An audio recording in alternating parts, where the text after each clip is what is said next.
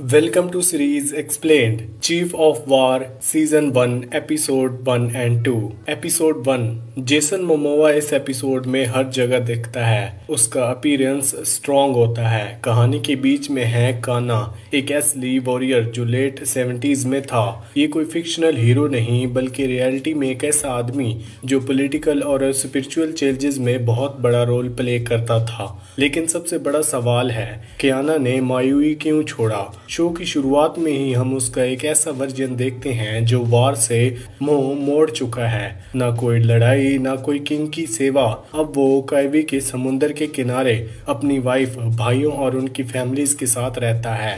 वो मछली का शिकार करता है और उसे मारने से पहले दुआ करता है, मतलब एक स्पिरिचुअल कनेक्ट रखता है। लेकिन उसके चेहरे पर अभी भी उसके पास्ट के निशान हैं, चीफ का कैप, हेड गियर और वॉरियर वाली पर्सनैलिटी। बस अब वो उन्हें पहनना ही नहीं चाहता। और जब पता चलता है कि वो एक privilege life chief of war का बेटा होने का स्टेटस छोड़ के आया है, तब समझ आता है कि कुछ तो सीरियस हुआ था उसके पास्ट में। फिर आता है किंग खलील, काली का रिक्वेस्ट, जो असल में एक धमकी होता है। किंग के लोग जब काइवी आते हैं तो प्यार से नहीं तलवार लेकर बात करते हैं। तुरंत पावर का फर्क दिख जाता है। काइवी के नोबल्स छुप जाते हैं और मायुई की डोमिनेंस साफ दिखने लगती है। कियाना ने मायुई क्यों छोड़ा? क्योंकि वो सिर्फ एक वॉरियर नहीं था, वो किंग का वेपन था। उसने पावर के लिए लोगों को मारा और ये सब उसके अंदर बोझ बन गया। उसका सपना था एक यूनाइटेड हवाई जगह जहां आइसलैंड एक दूसरे से लड़ाई ना करे। लेकिन समय के साथ उसने समझा कि वॉयलेंस से वो सपना पूरा नहीं होगा, इसलिए उसने वो सब कुछ छोड़ दिया। लेकिन अब उसे वापस खींच कर लाया जा रहा है और यहीं से कहानी और भी इंटरेस्टिंग हो जाती है।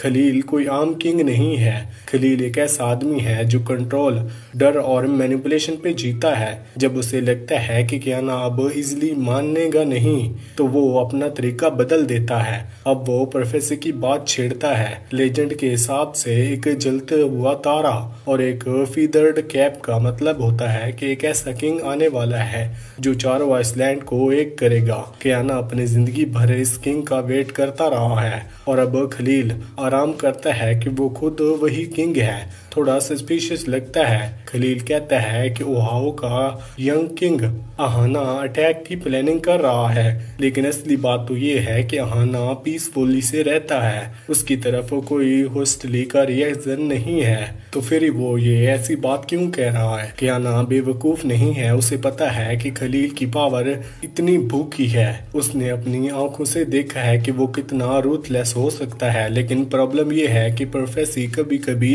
इंसानों का जजमेंट ब्लर कर देती है। ऊपर से खलील इमोशनल मैनिपुलेशन करता है। कियाना लेट फादर का जिक्र करके उसके दिल को छोड़ता है। कियाना के अंदर एक उम्मीद जागती है, शायद ये वार सच में पीस ला सकती है। शायद खलील ही चूजन वन हो। इसलिए कियाना एक प्लान बनाता है, ओहाओ पर एक नॉर्मल अटैक करे जिसमें कम से कम खून बहे। बस हाई पेरिस्ट को पकड़ना है, यंग किंग को सेफ रखना है और सरेंडर करवाना है। ये एक मिडल पाथ लगता है, न पूरा वार न पूरा पीस। लेकिन हम जानते हैं खलील लो ब्लड शर्ट करता ही नहीं। मौका मिलते ही वो अपनी असली शक्ल दिखाता है, पावर हंग्री, मर्सीलेस। और यहीं से कियाना का पूरा बिलीफ सिस्टम हिलने लगता है। ओहाओ के लोग जिनके साथ वो लड़ाई कर रहे हैं वो सोल्डर्स या एनिमी नहीं, बस बेचारे फार्मर्स होते हैं। खून के बीच कियाना को एक विजन दिखाई देता है, जैसे उसकी कॉन्शियस चीख रही हो, ये रास्ता नहीं है, ये पीस नहीं है। और फिर सब कुछ टूट जाता है। खलील जो शोर पे वेट करने का नाटक कर रहा था सीधा चार्ज कर देता है ब्रूटल तरीके से। सबसे हॉरिफाइंग मोमेंट तब आता है जब वो यंग किंग अहाना को मार देता है, उसी वेपन से जो कियाना ने उसे गिफ्ट में दी थी। ये बिट्रायल कियाना के लिए बहुत डिवास्टेटिंग होता है। खलील यही नहीं रुकता, sacred land temple of refuge को इनकाउंट ब्लड से स्टेन कर देता है। उसका एम पीस नहीं डोमिनेशन होता है और सबसे बुरा कियाना ने अपने हाथों से उसकी मदद की। यही है एपिसोड 1 का ट्रेजेडी। कियाना ने एक फैसले किंग पे विश्वास किया, एक झूठ पे यकीन किया। अब वो एक मैस्क्योर का हिस्सा बन गया है। उसके आंसू सिर्फ इनोसेंट लोगों के लिए नहीं, अपनी आत्मा के लिए भी हैं। जो कुछ वो छोड़ के भागा था उसी खून से भरे चक्कर में वापस आ गया है। अब कियाना एक क्रॉस रोड पे है। अब उसे सच पता है, खलील वो प्रोफेसाइड किंग नहीं है, प्रोफेसी सच है। बचपन में कियाना ने जो बर्निंग स्टार देखा था वो कोई इल्यूजन नहीं था, लेकिन असली किंग जो सारे आइसलैंड को एक करेगा और ये ब्रूटैलिटी खत्म करेगा अभी भी नहीं आया। हिस्ट्री कहती है कि वो होगा किंग असली अनफेयर। जल्दी ही वो कहानी में जरूर आएगा और शायद कियाना को एक दूसरा मौका मिले सही केस के लड़ने के लिए। तब तक कियाना फंस गया है खून, धोखेबाजी और टूटे सपनों के बीच, और कपल जैसे लोग जो सस्पिशियस स्माइल के साथ आसपास घूम रहे हैं। उसके लिए एक वार्निंग है, अगला वार शायद बैटलफील्ड पे ना हो, कोर्ट के अंदर हो। एपिसोड 2 सबसे पहले बात करते हैं कहूमानो की। ये लड़की अलग ही लेवल की है। जिस मोमेंट में वो स्क्रीन पर आती है तुम महसूस करते हो कि इसके अंदर एक आग है जो इग्नोर नहीं की जा सकती। उसका फैसिनेशन सिर्फ स्टार के साथ नहीं बल्कि ऑब्सेशन है। वो ग्रेट रेड स्टार जो उसके एंसेस्टर नेगोशिएशन के लिए यूज करते थे। ये शायद तुम्हें एक पॉलिटिकल डिटेल लगे, लेकिन इनसेंट हवाई में वो वुमन को स्टार स्टडी करना अलाउड ही नहीं था। इसलिए कहूमानो में वो फुल ऑन रिबिलियन है। उसका अंकल चुपके से कापू लाओ तोड़ के उसे सिखाता है और वो हर वर्ड शॉक करती है। उसे एक मैथ बहुत पसंद है, रेड स्टार वाला, जिसमें एक वॉरियर हेवंस में लव के लिए ट्रेवल करता है और अपने वापस लाइफ लेकर आता है। ये उसके लिए सिर्फ एक कहानी नहीं, एक सपना है, एक दुनिया जो उसे कन्फाइंड वर्ल्ड से बहुत जोड़ती है। लेकिन रियल वर्ल्ड जल्दी ही नॉक करता है। उसका फादर मो बैड न्यूज लेकर आता है। खलील का बॉडी इन्विजन ऑफ हाउ सबको टेंशन में डाल चुका है और अब हवाई मिडल में फंस गया है। कुहामानो का बर्थ पॉलिटिकल टेंशन का सिंबल है।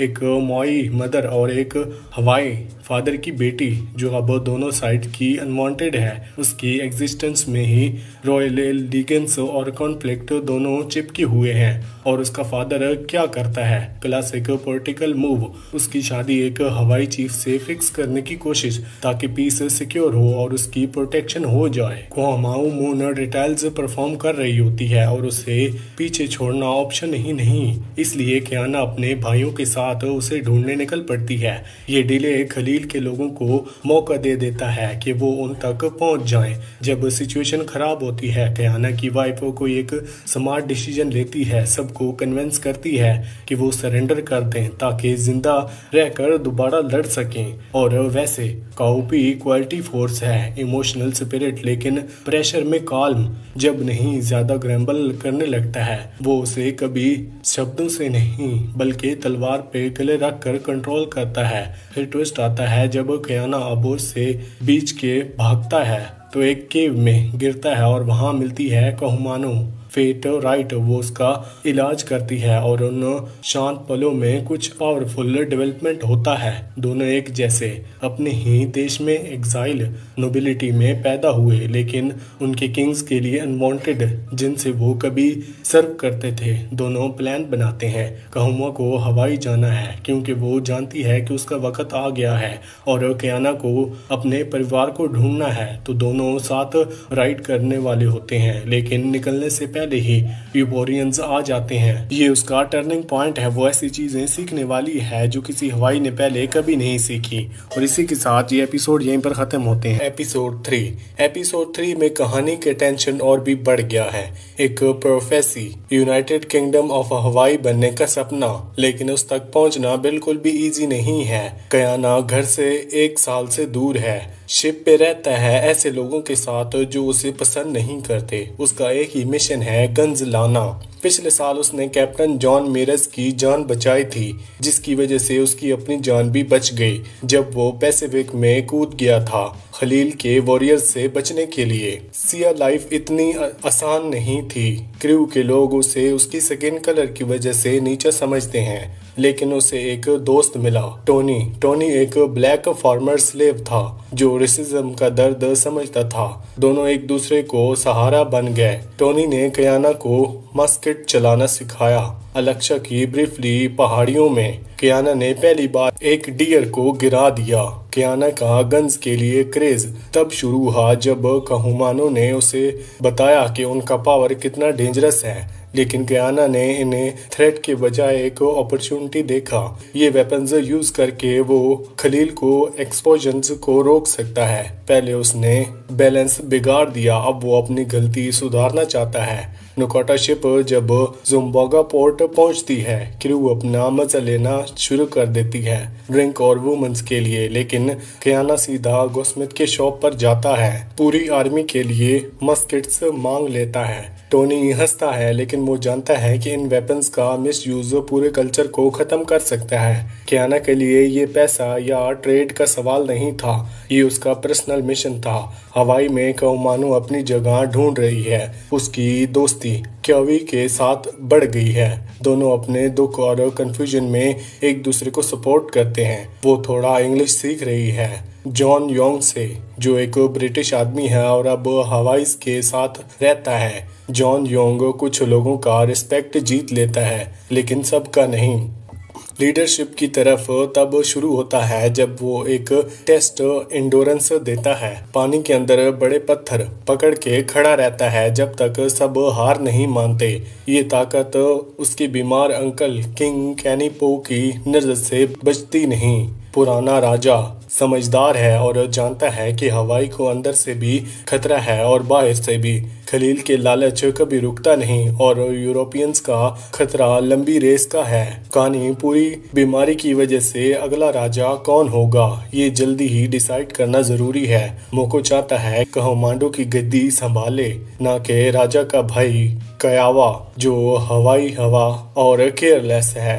कहूमिया अपने आप को थॉटफुल लीडर साबित करता है। वो सिर्फ युद्ध की तैयारी नहीं करता बल्कि आज का स्टॉक भी जमा करता है, क्योंकि उसने कहूमुशी की बैटल में बुक का नुकसान किया था। एक प्रोफेसर और मोको की बेटी का रिश्ता। कमिहुमा सिर्फ एक अच्छा लीडर नहीं बल्कि एक फ्यूचर किंग है जिसका जन्म एक भविष्यवाणी से जुड़ा हुआ है। मोको ने उस रात देखा था जब वो पैदा हुआ था। एक तेज चमकती हुई तारा आसमान से गिरी थी। मोको के लिए उसकी बेटी कहूमाना बराबरी का पार्टनर बन सकती है। कहूमाना हमेशा अपनी खुद की पावर्स पर विश्वास करती थी, लेकिन पुरुष प्रधान समाज में उसके पास पोजीशन नहीं थी। कहूमिया के साथ इन्फ्लुएंस यूज करके हवाई का फ्यूचर बदल सकती थी। दोनों मिलके अनावश्यक युद्ध का सिलसिला खत्म कर सकते थे, लेकिन प्रॉब्लम थी। एक फ्यूचर ने कहूमो को कहा था कि वो कभी बेटा पैदा नहीं करेगी। उस कल्चर में बीवी की वैल्यू वारस देने से होती है, इसलिए कहूमानो को डर था कि कहूमिया उसे रिजेक्ट न कर दे। मोकू ने कह दिया, ये बात छुपा लो, क्योंकि तुम्हारा रिश्ता सिर्फ वारिस के लिए नहीं बल्कि कुछ बड़ा काम करेगा। दूसरी तरफ कियाना जिम्बाब्वे में पहुंचता है अपने लाल कैप और लंबी टोपी के साथ, जो सबका ध्यान खींच लेती है। कुछ लोग सिर्फ देखते हैं, कुछ बदतमीजी करते हैं, जैसे एक शराबी जो उसे पीकॉक बोलता है। यहीं पर वैन या वी नाम की एक हवाईन लड़की उससे मिलती है। वो यूरोपियंस के साथ रह रही होती है। कॉलोनी ट्रेडर्स के लालच देखा है। उसका सपना है हवाई लौटना, लेकिन उसे सयाना में एक मौका देता है पैसा कमाने का। उसका प्लान है कैप्टन मैरिस को हवाई ले जाओ सैंड लॉर्ड इकट्ठा करने के लिए। बदले में कियाना को बैंडोकन मिलेगी। कियाना के लिए ये डील पसंद नहीं, क्योंकि वी की मोटिव लालच है जो उसे बिल्कुल पसंद नहीं, लेकिन वेपन्स की जरूरत उसे पूरा मना करने से रोक देती है। लालच सिर्फ वी तक नहीं, हर जगह है। मैली जो नुटका के करीब का आदमी है, कैप्टन मैटिव के साथ मिलके हवाई के रेस्क्यूज लूटने का प्लान बनाता है। मैरली का टोनी और कियाना की नफरत पहले से थी, लेकिन अब वो वायलेंट हो जाता है। जब टोनी उसका प्लान सुन लेता है तो मैरली उसे बुरी तरह मार के बेहोश कर देता है। अगर कियाना से जल्दी एक्शन ना लिया तो टोनी मुश्किल में पड़ सकता है। स्टोरी के एंड जबरदस्त कॉन्ट्रास्ट दिखाता है। जम्बोगा में लालच और हिंसा का माहौल और हवाई में एक स्कार्ड शादी। प्रोमेनिया की रात माही एलानी के नीचे कहूमुनिया और कहूमानू प्रमोशंस के साथ शादी करते हैं। पूरा गांव कापू सिस्टम उठना देखता है, वो पुराना कानून जो पीढ़ियों से हवाई में चल रहा था। शादी का मकसद एक वायरस पैदा करना है जो हवाई और मायुई को एक करे, लेकिन असली पावर मोकू की विजन में है। कमाऊ एक दिन रीजेंट क्वीन बनकर कापू सिस्टम तोड़ देगी और हवाई को एक नई सच के साथ बदल देगी। टोनी की हालत मैरी का हमला टोनी को बहुत बुरी तरह जख्मी कर देता है। उसे बचाना कियाना के प्लान्स को बिगाड़ सकता है या उसे कोई बड़ी सेक्रीफाइस करनी पड़ सकती है। रॉयल्स अलायंस कहूमिया और कहूम की शादी एक पॉलिटिकल अलायंस बनती है और प्रोफेसी को एक्टिवेट कर देती है, लेकिन कहूमोनिया के बच्चे पैदा करने की एबिलिटी का राज कभी भी सामने आ सकता है। एपिसोड 3 का एंड एक परफेक्ट स्टॉर्म की तरह होता है। सब पीसेज मूव हो रहे हैं, लेकिन कोई गारंटी नहीं है कि वो लैंड करेंगे या लोग एक्सपेक्ट करते हैं। प्रोफेसी जिंदा है, लेकिन ग्रीड, वार और बेट्रेयल भी जिंदा है। इसी के साथ ये एपिसोड यहीं पर खत्म होता है। एपिसोड 4 खलील हर चीज अपने लिए चाहता था, हवाई का पूरा किंगडम भी। अगर वो कालिनापो के टाइम अटैक प्लान करता तो उसे बहुत मुश्किल होती, क्योंकि ग्रेट किंग के लोग अपनी किंगडम की जान से ज्यादा रक्षा करते। लेकिन खलील की किस्मत अच्छी थी। जब कालिनापो का इंतकाल हो गया, अब उसे कायोनो से ज्यादा खतरा नहीं है जो नया किंग बना। खलील में एक ऐसा पागलपन की जिद थी जो उसे किसी भी मुश्किल में अपने इरादे से पीछे नहीं हटने देती। वो ऐसा किंग था जो ये सोच के पछताता था कि कालिनापो की पवित्र हड्डियां उसके पास नहीं आई जो वो अपने अल्टार पर रखता। उसकी अजीब हरकतें मायूई की समझदार चीफ की नजर से बची नहीं। उनमें से एक इतनी ही हिम्मत की कि उसके खून के प्यासे मिशन पर सवाल उठाया। चीफ को ये बात खटक रही थी कि खलील हर जीती हुई किंगडम की पूरी रॉयल फैमिली का नाम मिटा देता है। उनकी बात भी सही थी। ये बेवजह जुल्म और प्रोफेसी जैसे लगता ही नहीं, लेकिन जैसे मैंने कहा, हर प्रोफेसी का अपना फायदा अलग होता है। खलील जब अपने आप को प्रोफेसाइड किंग समझता था तो ये एक पागलपन का ख्वाब था कि वो चारों आइसलैंड को हर किंग से ज्यादा पावरफुल बने। सिर्फ किंग्स को हरा देना काफी नहीं था। उसका पागलपन ये था कि हवाई का हर आइसलैंड सिर्फ उसकी अपने खून की लाइन आगे बढ़े। इस पागलपन के इरादे को वो अपने दिमाग में ये कहकर जस्टिफाई करता था कि सिर्फ इस तरह वो हवाई को एक कर सकता है। उसे पता था कि ये कहना लोग अपनी अपनी रॉयल फैमिली के वफादार रहेंगे, इसलिए उन्हें खत्म करना जरूरी है। एक कमजोर बहाना है, लेकिन उसके चीफ में कोई भी किंग इस बात को चैलेंज नहीं कर सकता। कोलपोल भी अपने बाप से उल्टा जवाब देने की हिम्मत नहीं करता। हवाई का किंग कभी भी कहूमानिया के साथ हाथ नहीं मिलाएगा। कहूमानिया ये जानता है कि शायद कोई उसे बेटर किंग नहीं बन सकता, लेकिन उसने कभी अपने आप को थ्रोन का हकदार नहीं समझा। कालिनापो के इंतकाल के बाद ही वो काउआ का अपना किंग मानने के लिए रेडी था। जब कौंसिल ने कालिनापो की इच्छा सुनी और पॉलिटिकल और सरकारी काम काउआ को दे दिया, तब भी कहूमाना का दिल में जरा सी भी जलन नहीं थी। लेकिन कौआ को अपनी लाइनेज के बावजूद हर चीज नहीं मिली जो वो एक्सेप्ट कर रहा था। कालिनापो ने अपनी जीवन भर जिस देवता को माना, उस गॉड को जिम्मा कहूमोनिया को दे दिया। कालिनापो ने जब लास्ट टाइम कहूमोनिया से मुलाकात की तो उसके नेफ्यू की वार स्ट्रेटजी और अपने लोगों को कैसे बचाना है इसकी समझ देखकर इम्प्रेस हो गया। शायद इसी वजह से उसने गॉड ऑफ वार का ट्रस्ट उस पर रखा। अगर उल्टा होता और कायू को ये स्पिरिचुअल जिम्मेदारी मिलती तो कहूमाना किंग की डिसीजन का इज्जत करता। लेकिन कौआ समझता है कि उसकी अपनी हिंसा पसंद nature he God of war का असली रूप है और लास्ट किंग का सॉर्सर होने के नाते ये इज्जत उसके हक है। अब जब कहूमाओं को पता चल गया है कि उस कल ने उसे क्या चाहा तो वो पीछे हटने वाला नहीं। कहूना भी लड़ाई के मूड में था। उसने अपने ये इरादे सबके सामने दिखाए जब उसने अपने ही मुंह पर मुक्का मारा और अपने एक दांत तोड़ दिया। कहू के लिए अपने नेफू के हाथ गॉड ऑफ वार खून की बेइज्जती थी जो एक बर्दाश्त नहीं कर सकता। उसको पूरा स्पिरिचुअल और पॉलिटिकल कंट्रोल चाहिए था और इस रास्ते में कहूमा खड़ा था। कहूमानो तैयार थी। उसे फ्यूचर किंग के एडवाइजर बनने के रास्ते में बहुत मुश्किल आएंगी, लेकिन उसने ये एक्सेप्ट नहीं किया था कि एक औरत होते हुए एक मेल डोमिनेटेड सिस्टम में उसे इतना लंबा टाइम लगेगा अपनी जगह बनाने में। समुंदर के पार के देशों के बारे में सोचकर शायद उसने ये इमेजिन किया था कि वहाँ औरतों का सोशल, पॉलिटिकल और स्पिरिचुअल मैटर में ज्यादा रोल होगा, लेकिन जॉन योंग जहां से आया था वहां भी औरतों के राइट्स बहुत अलग नहीं थे। कहूमोनिया और जॉन योंग के गॉड्स अलग थे, लेकिन दोनों जगह देवता सिर्फ मर्दों के जरिए बोलते थे।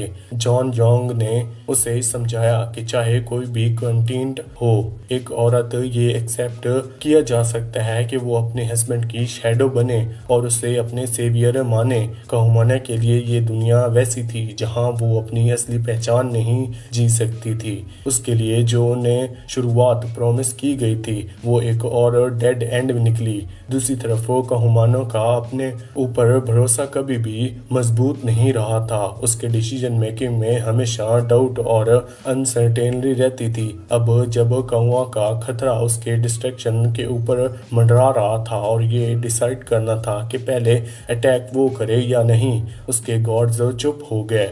मोकू का मानना था कि अगर कहूमोनिया पहले अटैक करे तो अपने डिस्ट्रिक्ट को डिफेंड करने का चांस बढ़ जाएगा। किंग होने के नाते कहूमिया के पास अपने चीफ को बहुत सपोर्ट था। सिर्फ वही लोग कहूमिया का साथ दे देते जो लेट कहूमिया का वफादार थे, लेकिन कहूमिया को ये सच परेशान करती थी कि एक अवॉइडेबल वार में कितने लोग मरेंगे। सिर्फ ईगो के लिए लड़ना उसके लिए सही नहीं था। लोग उसे प्रोफेसाइड किंग इसलिए मानते थे क्योंकि उसने नाहस्टोन एक बहुत बड़ा वोल्केनो रोक दिया जो हवाई में स्पिरिचुअल बहुत इम्पोर्टेंट था।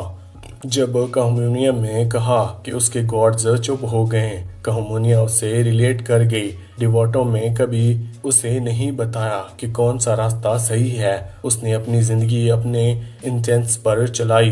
यही बात उसने कहूमोनिया से भी कही। जब गॉड्स चुप हो जाते हैं तो इंसान के पास सिर्फ अपने खुद पर भरोसा बचता है। कहूमोनिया के शब्दों ने कहूमोनिया को रीअश्योरेंस दी जो उसने अपने इंटेक्स पर भरोसा करने के लिए चाहिए था। उसका इरादा था कि वो कौया की छाई हुई वार को शुरू नहीं करेगा, लेकिन अगर जरूरत पड़ी तो अपने घर की रक्षा के लिए रेडी रहेगा।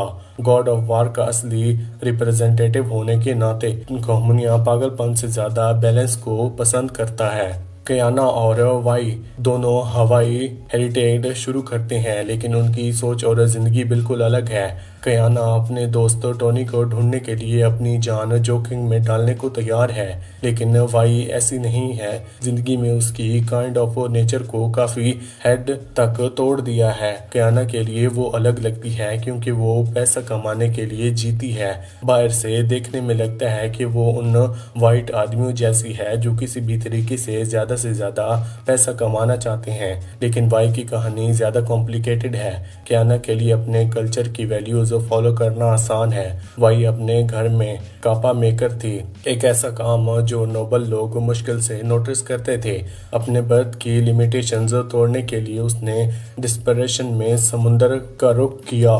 किस्मत से पैसिफिक में जब वो मौत के करीब थी उसे बचाया गया। वाई ने अपनी प्रायोरिटीज के हिसाब से जिंदगी चुनी। वो अपना नाम बनाना चाहती थी और उन डिस्ट्रक्शंस के खिलाफ लड़ना चाहती थी जो उसने हमेशा नहीं चाहती थी कि कयाना अपनी जान खतरे में डाले।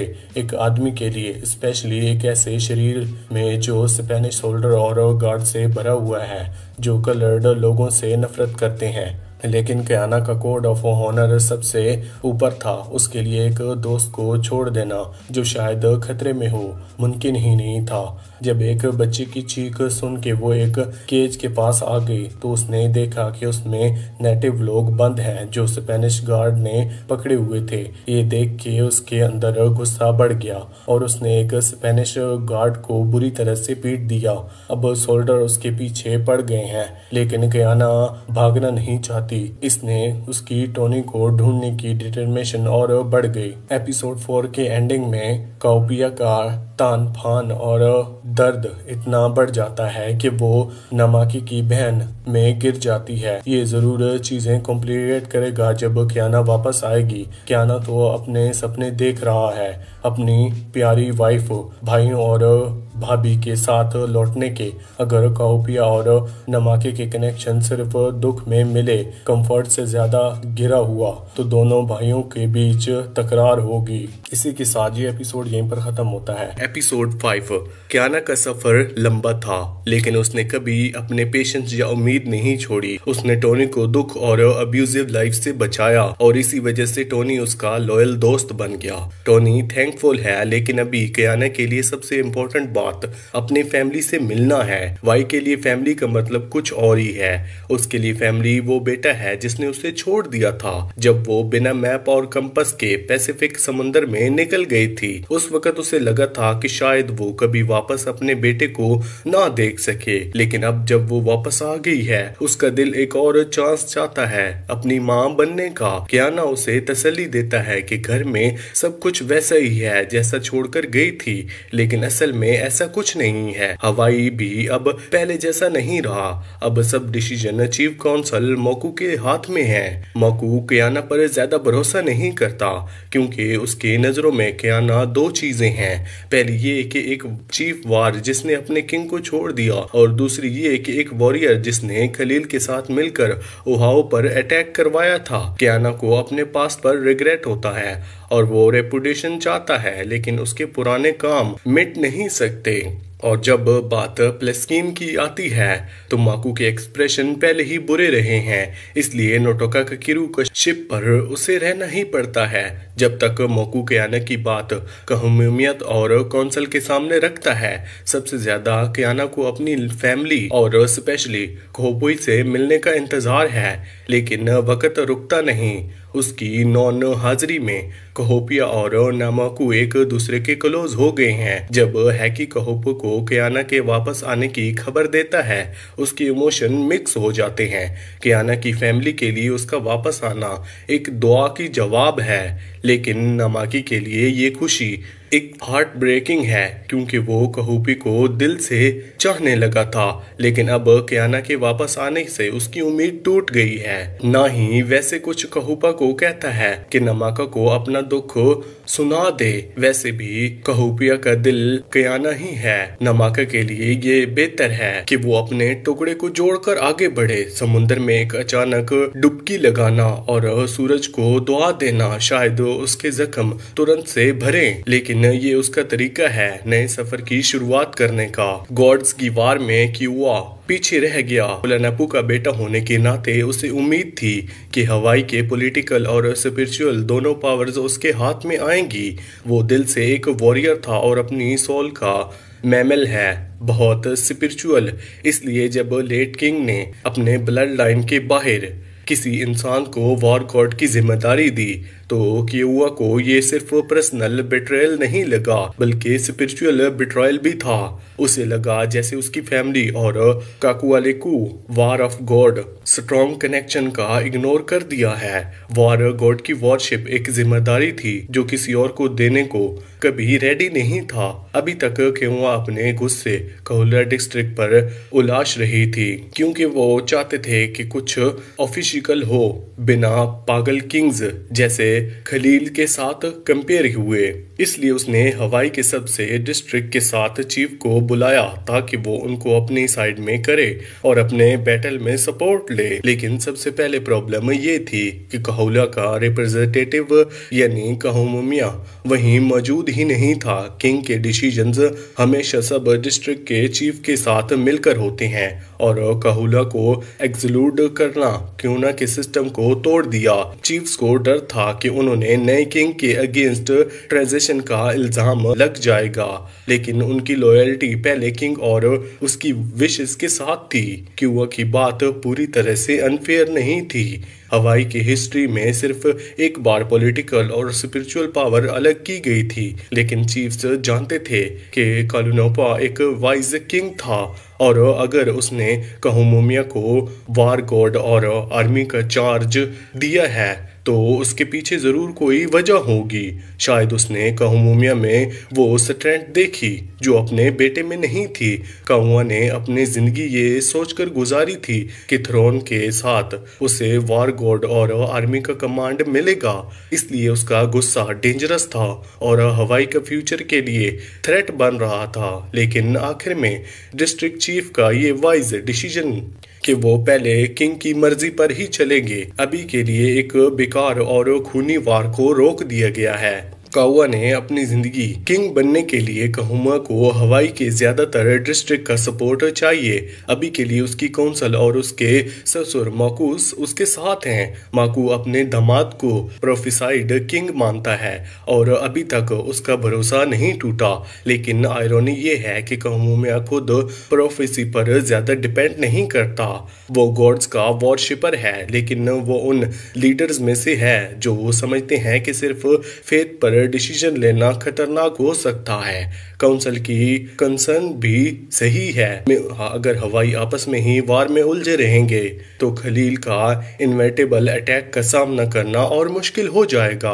और जब कहौला का चीफ अपने बचपन की जमीन पर खेती कर रहा होता है इंस्टेड ऑफ पॉलिटिक्स, तो नेचुरली काउंसिल मेंबर में कंफ्यूजन और डर बढ़ जाता है। माकू के लिए सबसे बड़ी टेंशन ये है कि कहूमुमिया और वार शुरू क्यों हो कर रहे हैं। माकू चाहता है कि कहूमुमिया उसकी बेटी और कहूमुमिया की वाइफ उसके डिसीजन पर इन्फ्लुएंस नहीं कर रही, लेकिन असल में कहूमुमिया अपने हस्बैंड के इंस्टेंट पर भरोसा करती है। वो क्लियर, स्ट्रॉन्ग और डिसीविव है, बिल्कुल वैसे ही जैसे मोकू ने उसे हमेशा समझा था।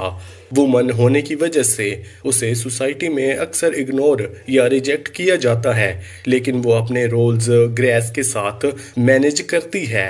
ये स्ट्रेंथ जॉन योंग को फील होती है जब वो कियाना को उससे मिलता है। कियाना ने पहले कियाना की फैमिली को खलील के गुस्से से बचाकर अपने घर में रखा था और बदले में उन लोगों ने उसे सपोर्ट और कॉम्प्रोमाइजनशिप दिया जिसकी उसने अपने घर जैसे अजनबी महल में जरूरत थी। कियाना और कहूमुमिया पहले भी बात कर चुकी हैं, इसलिए वो जानते हैं कि कियाना कहूमुमिया की काउंसिल में एक इम्पोर्टेंट रोल प्ले कर सकता है। कियाना जिम्बाब्वे से वापस आई है जहां उसने दुनिया की ब्यूटी भी देखी और फलस्तीन का ग्रीड और पावर भी। उनकी कन्क्योर्ड लीड्स देखकर उसे समझ आ गया कि ये लोग एक दिन हवाई के पीछे भी आएंगे। अब कियाना सिर्फ कहूमुमिया और क्यूओ के बीच की वॉर के लिए प्रिपेयर नहीं कर रहे, वो उस बड़े थ्रेट के लिए भी रेडी हो रहा है। वो विदेशी यूरोपियंस जो एक पल में उसके खूबसूरत आइसलैंड को जिम्बाब्वे जैसे बर्बाद जगह बना सकते हैं।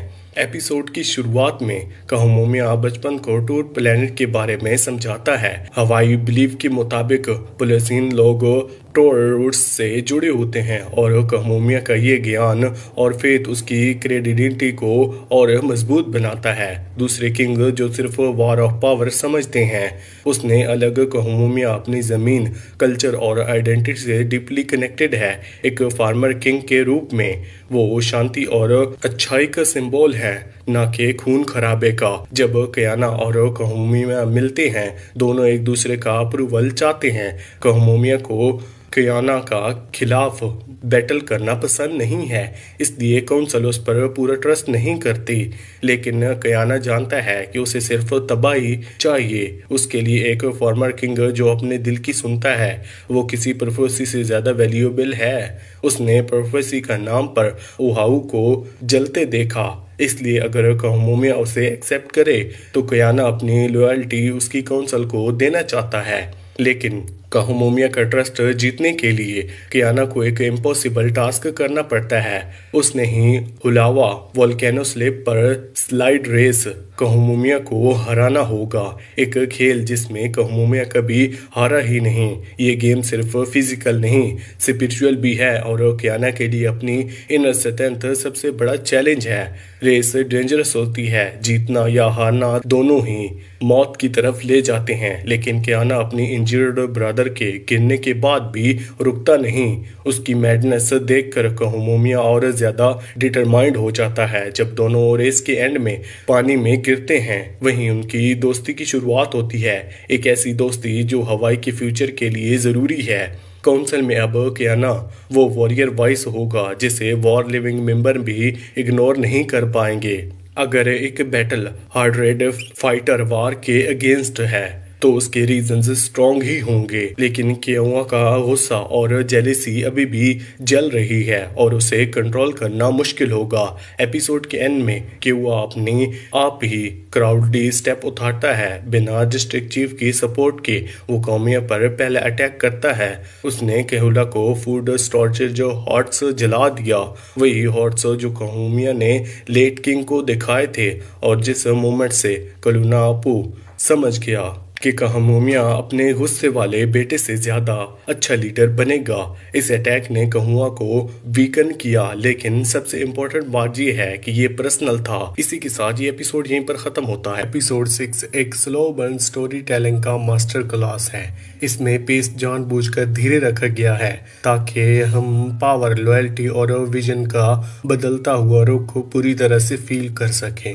ये एपिसोड ज्यादा लड़ाई झगड़े के बारे में नहीं है बल्कि अंदर के कॉन्फ्लिक्ट्स के बारे में है। सेंटर में है कामिहिमा जिसका सपना है एक यूनाइटेड और पीसफुल हवाई, लेकिन इसे अपने सबसे बड़े इम्तिहान अब सामना करना होगा। एपिसोड की शुरुआत एक काउंसिल सीन से होती है जहां से पूरा एपिसोड का टोन सेट हो जाता है। अब जब कहमोमिया अपने लीडरशिप में कॉन्फिडेंट हो गया है तो वो एक नया सेटअप लाता है। वो कहता है औरतों को भी बोलने दो, उनकी बातों को माना जाए और चीफ को एहसास होता है कि वो चीजें देख रही है जो मर्दों ने कभी नहीं देखी। ये छोटा सा मूवमेंट बड़ा पावरफुल लगता है क्योंकि इससे पता चलता है कि कहमोमिया की रिवाज तोड़ने के लिए तैयार हैं और इग्नोर की गई आवाजों को सुनना चाहते हैं। ये उसकी बाद के डिसीजंस का डाउनफॉल है। अब वो सिर्फ एक वॉरियर नहीं बल्कि एक लीडर है जो कुछ नया बनाना चाहता है। इस एपिसोड में एक सिंबॉलिक एक्ट भी होता है। कहमोमिया अपने बाप का नहीं सामना रखता है जो उसके लाइन एज की पावर और स्ट्रेंथ को दिखाता है, लेकिन अब वो डिसाइड करता है कि अब सिर्फ वो अपने बाप के किंगडम बचाने के लिए नहीं लड़ेगा बल्कि अपना नया किंगडम बनाएगा और उसके ऊपर राज करेगा। चाहे पूरा किंगडम जले या फिर गिर जाए, लेकिन वो अपने विजन के मुताबिक हवाई को शेप करेगा। ये एक बोल्ड स्टेटमेंट है। उसकी सोच अब इनहेरिटेंस से आगे बढ़ चुकी है। उसके बाप की ताकत अभी माही में जिंदा है, लेकिन कहमोमिया उसे छोड़कर एक नई राह बनाने के लिए रेडी है। इसी के पैरेलल एपिसोड में दूसरी तरफ दिखाया जाता है खलील जो मायू का किंग है। उसकी जिंदगी धीरे धीरे बेकार रही है। खलील की पकड़ अपनी सोच पर धीरे धीरे खत्म हो रही है। उसका बेटा कपिल इसके बीच में फंस गया है। खलील की ऑब्जर्वेशन लॉयल ब्लड लाइन को मिटाने की और अपने ही लोगों के साथ उसका जुल्म दिखाता है कि वो लीडर अब सिर्फ डर और हिंसा से घिरा हुआ है। कपिल खून खराबा देखकर डर जाता है। दिल के अंदर वो टूटा हुआ है। एक तरफ बाप के तरफ वफादारी और दूसरी तरफ किंगडम के प्रति जिम्मेदारी।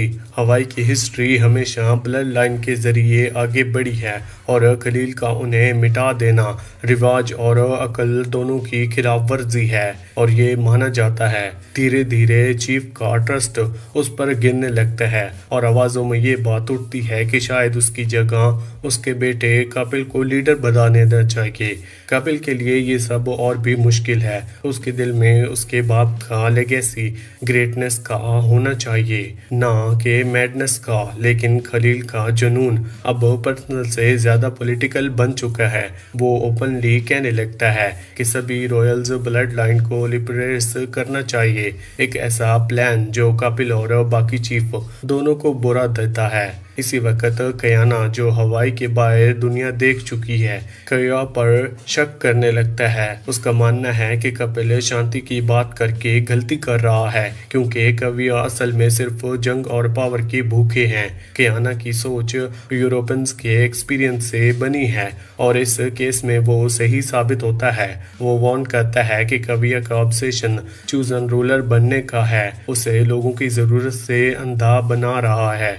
वो अपने रिश्ते की वजह से छोटी है, या शायद वो कविया के पीस के लिए कन्विंस कर सके। लेकिन जब कविया उसकी ऑफर रिजेक्ट करता है तो सबको क्लियर हो जाता है कि उसकी एम्बिशन यूनिटी से ज्यादा स्ट्रॉन्ग है।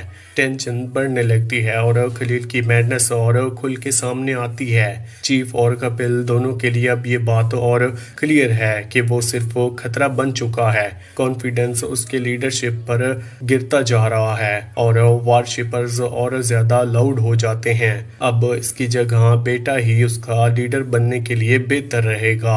इस सब के बीच कवि अपना किंगडम वापस पाने के लिए खलील की हेल्प मांगता है ताकि वो कहूमिया के खिलाफ लड़ सके। खलील फौरन हाँ कर देता है और अपना सबसे स्ट्रॉन्ग बैटल भेजने का वादा करता है, लेकिन अंदर से उसके इंटेंशन कुछ और ही होते हैं। वो अपना सबसे रूथलेस वॉरियर ओनारियो को आर्मी के लीडर बनाकर भेजता है। बाहर से तो लगता है कि वो कविया का सपोर्ट कर रहा है, लेकिन असल में उसका प्लान अलग है।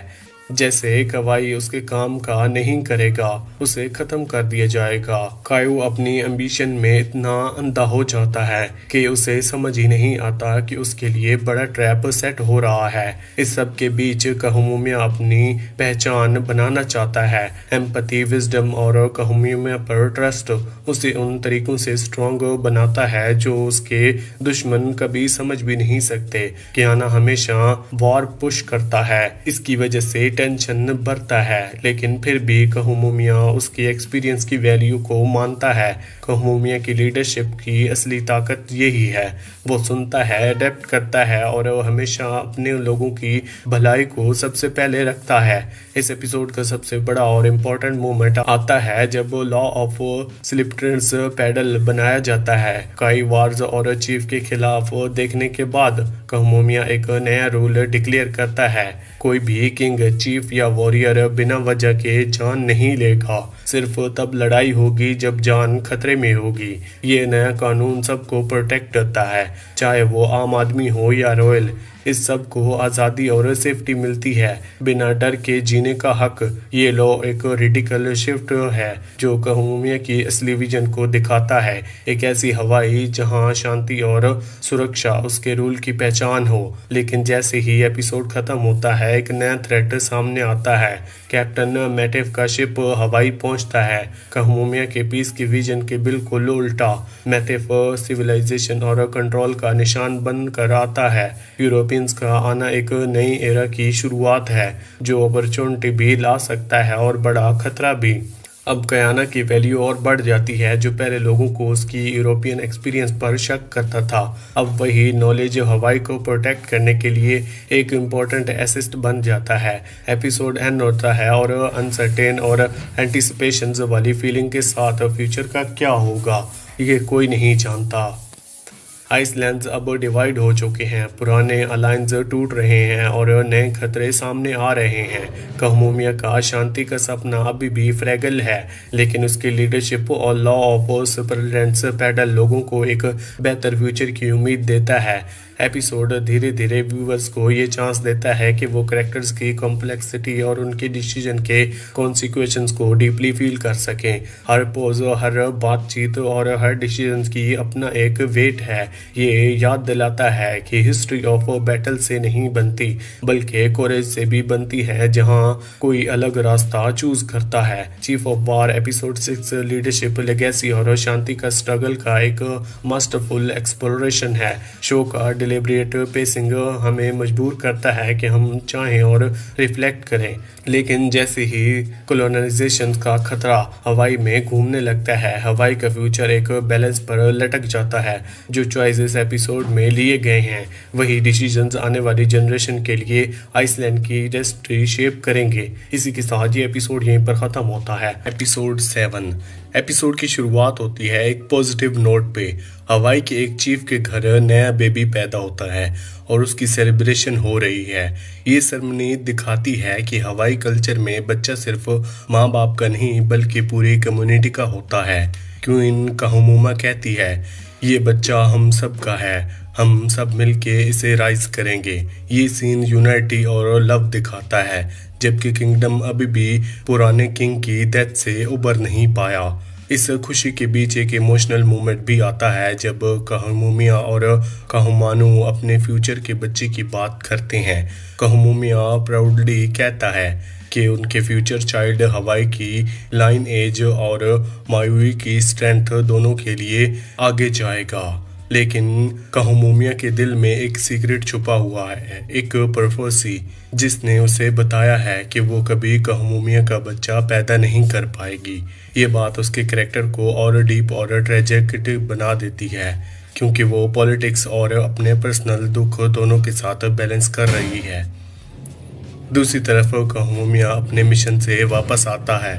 उसने रिपोर्ट किया है कि रिवाइवल किंग काहुआ ने अपने स्ट्रैंड होल्ड ब्लैक डेजर्ट में बना लिया है। उसके वॉरियर्स उसके पास आ रहे हैं। उसको मारना लगभग इम्पॉसिबल है। ये मिशन दिखाता है कि काहमुमिया और काना के लीडरशिप स्टाइल कितने अलग हैं। काहमुमिया अपनी मामलों लाओ पीसफुल हाईवे ट्रैवल के थ्रू यूनिटी चाहता है, जबकि काना मानता है कि सिर्फ स्ट्रेंथ और प्रीमेटिव एक्शन ही किंगडम को सिक्योर कर सकते हैं। एपिसोड का मेन टेंशन तब आता है जब फॉरेन ट्रेडर्स कैप्टन मैटिफ और मार्ली अपने शिप्स के साथ हवाई के शोर पर आते हैं। उनकी नज़र हवाई के वैल्यूएबल सैंडावुड पर है। काना, जो फॉरेन कंट्रीज घूम चुका है, तुरंत समझ जाता है कि ये लोग डेंजरस हैं। वो काहमुमिया को वार्न करता है, बाहर की दुनिया की सच्चाई तुम नहीं जान पाओगे। ये बात एक बड़े ट्रेजेडी की तरफ हिंट करती है, लेकिन काहमुमिया डिप्लोमेसी चूज करता है। वो कहता है, इन लोगों ने अभी तक हमें आर्म नहीं किया तो हम भी इन्हें डेथ नहीं देंगे। ये उन दोनों के लिए फिलोसफी का कोर कन्फ्लिक्ट है। काहमुमिया पीस और ट्रेड के साथ सर्वाइव मेंटेन कर रहा है, जबकि काना लगातार स्ट्रेंथ और सस्पिशियस की तरह झुकता रहा है। इस क्लैश के अराउंड पूरा एपिसोड इमोशनल वेट बनाता है। काहमुमिया अपने मैसेंजर फॉरेन कैप्टन के पास भेजता है। उसका मैसेज केयरफुली बैलेंस्ड है। हम पीस और गुडविल के लोग हैं, लेकिन हमारे वॉरियर्स हमेशा अपने घर के लिए लड़ने के लिए रेडी रहते हैं। ये स्टैंस दिखाता है कि काहमुमिया एक ऐसी हवाई चाहता है जो दुनिया के साथ इंगेज करे, ट्रेड करे, लेकिन अपनी इंडिपेंडेंस और कल्चर भी प्रोटेक्ट रखे। लेकिन काना इस रिस्की समझता है। एक स्ट्रॉन्ग सीन में वो काहमुमिया को कन्फ्रंट करता है और कहता है, ये लोग हमें हर्ट करने के लिए यहाँ प्रेजेंट होने की ज़रूरत नहीं। हम इनकी लैंग्वेज सीखते हैं, इनके वेपन्स यूज़ करते हैं। मुझे डर है कि इनके वेज हमारी पूरी तरह चेंज कर देंगे, जैसे उन्होंने तुम्हें बदल दिया है। ये डायलॉग बहुत पावरफुल है क्योंकि ये एक रियलिटी दिखाता है जिसमें इंडिशियस कल्चर फेस हुए। या तो फॉरेन इन्फ्लुएंस रिजेक्ट करो और मिलिट्री डिसएडवांटेजेस में रहो, या अडॉप्ट करो और अपना कल्चर लूज करने का रिस्क लो। काहमुमिया इस आइडियोलॉजिकल स्ट्रगल में बीच में फंस चुका है। पब्लिकली वो अपने हस्बैंड कहमूमिया की पीसफुल अप्रोच को सपोर्ट करती है, लेकिन अंदर से वो काना की कंसर्न शेयर करती है। उसे भी लगता है कि फॉरेन्स उनके किंगडम के लिए एक्सटेंशनल थ्रेट बन सकते हैं।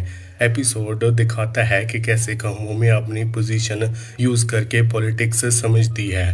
वो QA की मूवमेंट्स पे सीक्रेटली इंफॉर्मेशन गैदर करती है और साथ ही अपने हस्बैंड की ट्रस्टेड वाइफ एडवाइजर बनी रहती है। उसका कैरेक्टर हाईलाइट करता है कि हिस्ट्री वुमन का रोल सिर्फ बैकग्राउंड तक लिमिटेड नहीं रहा था, बल्कि उनका इनडायरेक्ट इन्फ्लुएंस बहुत ही इम्पोर्टेंट था। एपिसोड का पहला हाफ एकदम तोड़ जाता है जब एक और फॉरेन शिप अचानक हॉरिजन पे नजर आती है। शुरुआत में लोकल बच्चे एक्साइटमेंट के साथ शिप छोटे टॉय रिप्लेस बनाते हैं। उन्हें एक नई चीज़ देखने के लिए क्यूरियोसिटी बनी रहती है, लेकिन ये इनोसेंस थोड़ी देर बाद हॉरर में बदल जाती है। बिना किसी वार्निंग के कैप्टन मैटलिफ की क्रू विलेजर्स पर फायर खोल देती है। कॉर्नर्स में नेल्स भर के वो मैक्सिमम डैमेज करते हैं। इनोसेंट लोगों को जो सिर्फ शिप देखने आए थे ब्रूटल तरीके से मार दिए जाते हैं। ये हॉरिफिक मैस्क्योर ही डे ऑफ स्पेयर्ड ब्रेन्स है, जिसका जिक्र एपिसोड के टाइटल में है।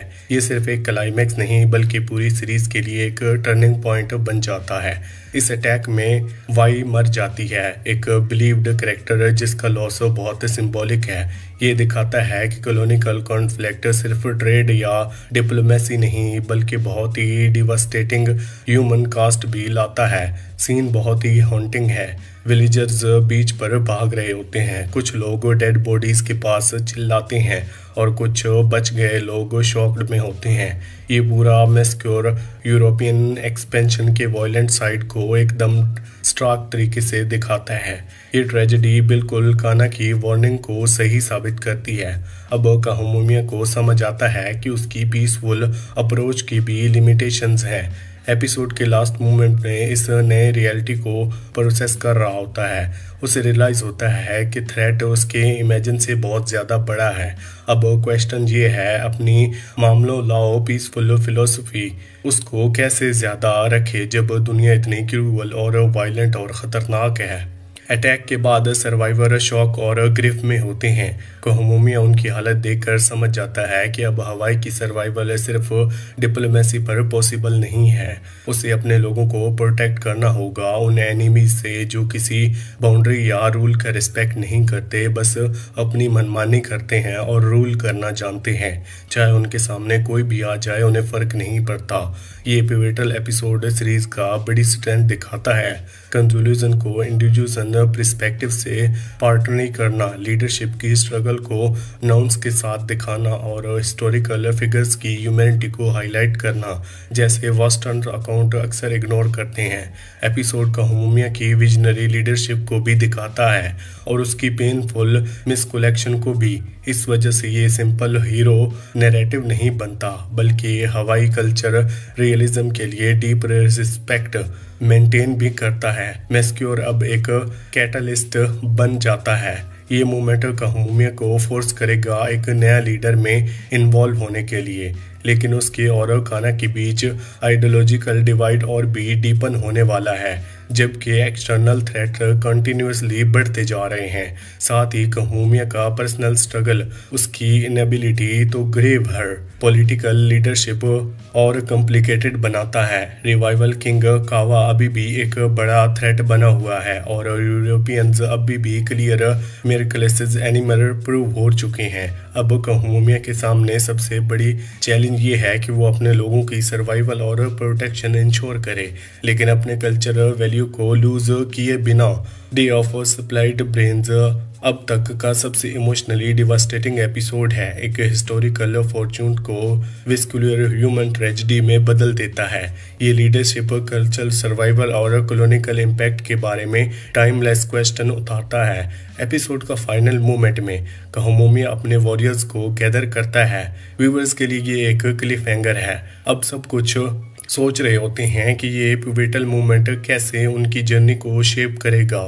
एक सिंपल चीफ एक लेजेंडरी किंग बनने तक। और इसी के साथ ये एपिसोड यहीं पर खत्म होता है। एपिसोड 8 स्टोरी की शुरुआत होती है बहुत ही हैवी सीन से।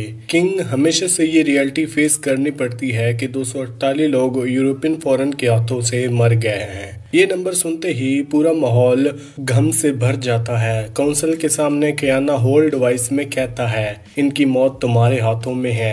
मैंने फॉरेनर के खतरे की वार्निंग पहले ही दी थी, लेकिन किसी ने मेरी बात को सुना नहीं। ये कन्फ्रंटेशन पूरा एपिसोड का टोन सेट कर देता है। दर्द, रंजीती, पॉलिटिक गेम्स और एक नई दुनिया का खौफ।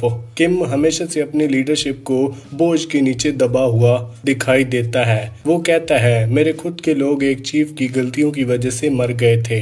इस वक्त उसका यूजुअल कॉन्फिडेंस हिल गया होता है और वो अपने फैसलों पे डाउट करने लगता है। काउंसिल के मेंबर ब्लेम शिफ्ट करने लगते हैं। एक ओमाकू बोलता है कि कोई भी मेस्क्यू प्रेडिक्ट नहीं कर सकता, लेकिन कियाना तुरंत जवाब देता है, मैंने किया था। ये बात दोनों लीडर्स के बीच रिफ्ट और बड़ा सेट देती है। कियाना ट्रेडिशन और प्रोफेसी पे टिके रहना चाहता है, जबकि उसने फॉरेन के पावरफुल हथियारों और एम्बिशियस अपनी आंखों से देखे हैं। ये डिफरेंस उसके बच्चों के टेंशन और क्लियर कर देता है। कियाना ओपनली डिक्लेयर करता है, मैं उस लीडर के साथ नहीं दूंगा जो हमेशा खतरे में डाले।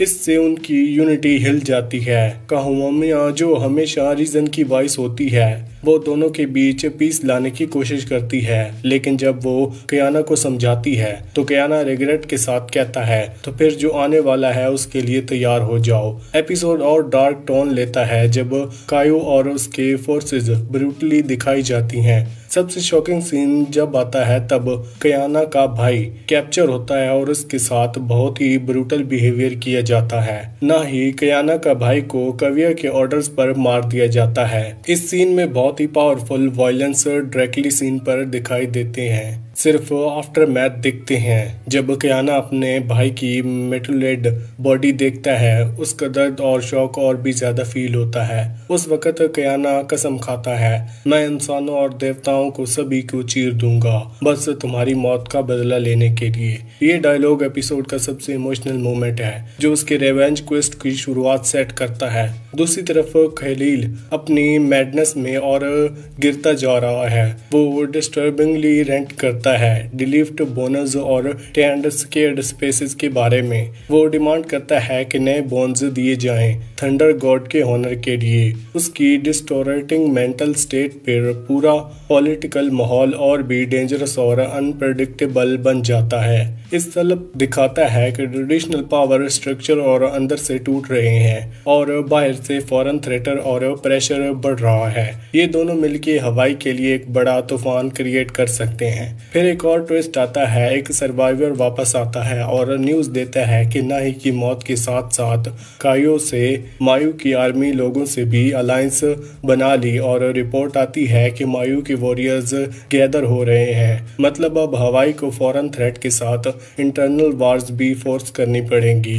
यहाँ पर्सनल ट्रेजेडी और पॉलिटिक्स पूरा मिक्स हो जाता है। इंडिविजुअल दर्द अब पूरे सोसाइटी के लिए बड़ी लड़ाई का सिग्नल बन जाता है। कियाना ग्रिफ और गुस्से से अंधा हो जाता है। अपने भाई की बॉडी देखने के बाद वो अनाउंस करता है, हम जा रहे हैं काव्या को मारने। ये बेसिकली एक सुसाइड मिशन था। काउपा और हमामो समझ जाती हैं कि ये डेथ विश है, ट्रेजेडी नहीं। काउपा उसकी समझौता एक इमोशनल मोमेंट है। नाई के लिए मरना मत, उसके लिए जीना सीखो। ये डायलॉग ग्रिफ और रेज को थोड़ा बैलेंस करता है, दिखाता है कि कभी कभी पर्सनल कनेक्शन सबसे बड़ी ताकत होती है। काहुमुमिया की रोल और इम्पोर्टेंट बन जाती है जब काउंसिल का ऑफिशियल चैनल्स फेल हो जाते हैं। वो डायरेक्टली काहुमुमिया के पास जाती है, रिस्क उठाते हैं। वो कहते हैं, मैं कियाना के लिए नहीं आई मेरे चीफ, लेकिन अगर आप अलाउ करें तो कुछ कहना है। वो स्मार्टली अपना आर्गुमेंट कहती है। फ्रेम वार्स रेड मूथ वेपन्स को वार गॉड के की आवाज के तौर पर फ्रेम करती है। मतलब मॉडर्न नेसेसिटी को ट्रेडिशनल फ्रेमवर्क के अंदर जस्टिफाई कर देती है। ये दिखाता है कि वुमन डायरेक्ट पावर से नहीं, लेकिन विजडम और प्रिसीजन से इन्फ्लुएंस क्रिएट करती हैं। काउंसिल के अंदर की पॉलिटिक्स डिवीजन से ही जैसे पूरा हवाई सोसाइटी के कॉन्फ्लिक्ट्स, एकदम मिरर इमेज। काउंसिल के कुछ मेंबर जिद करते हैं कि सिर्फ ट्रेडिशनल वे से ही एनिमो को हरा देंगे, लेकिन कुछ लोग समझते हैं कि सर्वाइवल के लिए अडेप्टेशन जरूरी है। कहमोमिया ब्लंटली वार्न करती है, अगर तुम काई की आर्मी का सामना करोगे जो अब मायू की साइड है तो तुम भी जीत पाओगे, या शायद नहीं। मैं उनके साथ लड़ी हूँ, मैंने खुद देखा है। उसकी बात प्रैक्टिकल और एक्सपीरियंस बेस्ड है। दूसरी तरफ वो कुछ काउंसिल मेंबर प्लेस्कीन के वेपन्स को बिल्कुल रिजेक्ट कर देते हैं, कहते हैं कि उनकी हमारे यहाँ कोई जगह नहीं है। ये डिबेट ये एपिसोड की सेंट्रल टेंशन है। कल्चरल आइडेंटिटी प्रेसिव करना या बदलते वक्त के साथ एडजस्ट करना, यही सीरीज का सबसे बड़ा थीम बन जाता है। एपिसोड के एंड के करीब दोनों लीडर्स कहमोमिया और कियाना अपने पर्सनल क्रॉस रोड पर खड़े होते हैं। कियाना कन्फेस करता है, मैंने अपने लोगों को उनकी पुरानी जिंदगी और घर से दूर कर दिया, लेकिन अभी भी किंग नहीं बना। अब इनकनेक्ट ब्लड भी हमारे हाथ पे है और अब नहीं रहा। ये मूवमेंट दिखाता है कि उनके स्ट्रॉन्ग एक्सटीरियर के पीछे डीप डाउट्स छुपे हैं। वही कहमोमिया अभी एडमिट करता है, मैंने हमेशा एक फियर चीफ बनने की कोशिश की, लेकिन जो ब्लड शॉट आ रहा है उसमें अपने लोगों को बचा नहीं पाऊंगा। एपिसोड का क्लाइमैक्स तब आता है जब कहमोमिया कियाना के पास कंसोलेशन के लिए जाता है। वो पहले नहीं की मौत और कियाना की रिवेंज को एक्नॉलेज करता है, फिर एक डीप बात शेयर करता है, जब से मेरे अंकल ने मुझे अपना वॉर गॉड दिया है, मैं उनकी आवाज सुनने का इंतजार कर रहा हूँ। शायद उसने मुझसे बात नहीं की क्योंकि अब वो एक नई आवाज में बोल रहा है। कियाना पूछता है क्या मतलब, तब कहमोमिया जवाब देता है, रेड मोथ वेपन्स उसकी नई आवाज है। इसका मतलब है कि वो फाइनली कियाना की अप्रोच को एक्सेप्ट कर रहा है। ट्रेडिशनल हवाई स्ट्रेंथ के साथ नए हथियार कंबाइन करना। फाइनल सीन में बैटल की प्रिपरेशन दिखाई जाती है। स्पिरिचुअल और फिजिकल ट्रेनर दोनों एक साथ चलते हैं। का प्राउडली डिक्लेयर करता है, मेरे गॉड्स रेडी हैं, जो भी आने वाला है उसके लिए। टर्निंग सीन क्लियरली दिखते हैं। रिकंसिलेशन होने के बावजूद कहमोमिया और कियाना अप्रोच अभी भी अलग है। कियाना वॉरियर के फाइटिंग स्टाइल को क्रिटिसाइज करता है, कहता है कि वो इतने स्ट्रॉन्ग नहीं है जैसे सिचुएशन डिमांड करती है। दूसरी तरफ कहमोमिया अपनी फेथ बनाए रखता है। उसका लगता है कि ट्रेडिशनल मेथड्स और नए वेपन्स दोनों मिलके उन्हें जीत दिलाएंगे। ये अलायंस एकदम कंफर्टेबल नहीं है, ये नेसेसिटी की वजह से बना है, ना कि पूरे एग्रीमेंट से। इसी वजह से आने वाली फाइट सिर्फ दोनों आर्मीज के बीच की बैटल नहीं होगी, बल्कि दो अलग वर्ल्ड व्यूज के बीच होगी। एपिसोड एक मास्टरफुली बैलेंस करता है पर्सनल ड्रामा और हिस्टोरिकल फोर्सेस को, दिखाता है कि किस तरह ग्रिफ एम्बिशन और विजडम से हवाई का फ्यूचर शेप किया है। एपिसोड के एंड पर क्लियरली फील हो जाता है जो बैटल आने वाली है वो डिसाइड करेगी सिर्फ ये नहीं कि हवाई के रूल कौन बनेगा, बल्कि ये भी कि हवाई का फ्यूचर कैसा होगा। इसी के साथ ये एपिसोड यहीं पर एंड होता है। आपको कौन सी मूवी या फिर वेब सीरीज का एक्सप्लेनेशन चाहिए हमें कमेंट सेक्शन में जरूर बताना। वीडियो अच्छी लगी हो तो वीडियो को लाइक करके चैनल को सब्सक्राइब